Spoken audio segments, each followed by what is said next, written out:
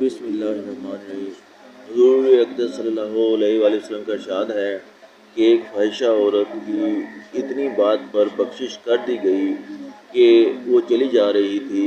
اس نے ایک کنویں پر دیکھا کہ ایک کتا کھڑا ہوا ہے جس کی زبان پیاس کی شدت کی وجہ سے باہر نکلی پڑی ہے اور وہ مرنے کو ہے۔ اس عورت نے اپنے پاؤں کا چمڑا کا موزہ نکالا اور اس کو اپنی اوڑھنی میں باندھ کر کنویں میں سے پانی نکالا اور اس کتیے کو پلایا۔ حضور اقدس صلی اللہ علیہ وآلہ وسلم سے کسی نے پوچھا، کیا ہم لوگوں کو جانوروں کے سلے میں بھی ثواب ملتا ہے؟ حضور صلی اللہ علیہ وآلہ وسلم نے فرمایا، ہر جگر رکھنے والے یعنی جاندار پر احسان کرنے میں ثواب ہے، مسلمان ہو یا کافر، آدمی ہو یا جانور۔ بسم اللہ الرحمن الرحیم۔ حضور اقدس صلی اللہ علیہ وآلہ وسلم کا ارشاد ہے کہ ایک فاحشہ عورت کی اتنی بات پر بخشش کر دی گئی کہ وہ چلی جا رہی تھی۔ اس نے ایک کنویں پر دیکھا کہ ایک کتا کھڑا ہوا ہے جس کی زبان پیاس کی شدت کی وجہ سے باہر نکلی پڑی ہے اور وہ مرنے کو ہے۔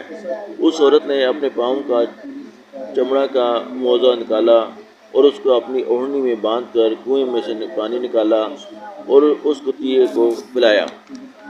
حضور اقدس صلی اللہ علیہ وآلہ وسلم سے کسی نے پوچھا، کیا ہم لوگوں کو جانوروں کے سلے میں بھی ثواب ملتا ہے؟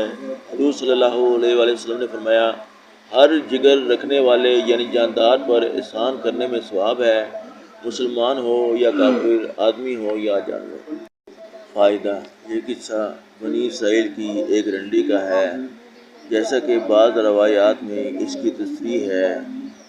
بخاری شریف وغیرہ میں ایک اور قصہ اس قسم کا ایک مرد کا بھی آیا ہے۔ حضور صلی اللہ علیہ وآلہ وسلم نے ارشاد فرمایا کہ ایک شخص جنگل میں چلا جا رہا تھا، اس کو پیاس کی شدت نے بہت پریشان کیا۔ وہ ایک کنویں میں اترا اور جب پانی پی کر باہر نکلا تو اس نے دیکھا کہ ایک کتا پیاس سے بے-تاب ہے اور پیاس کی شدت سے گارے میں منہ مار رہا ہے۔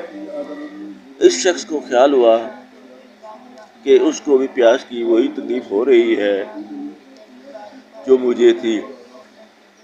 کوئی چیز پانی نکالنے کی تھی نہیں، اس لیے اپنے پاؤں کا موزہ نکالا اور دوبارہ کنویں میں اتر کر اس کو بھرا اور موزہ کو منہ سے پکڑ کر دونوں ہاتھوں کی مدد سے اوپر چڑھا اور وہ پانی اس کتے کو پلایا۔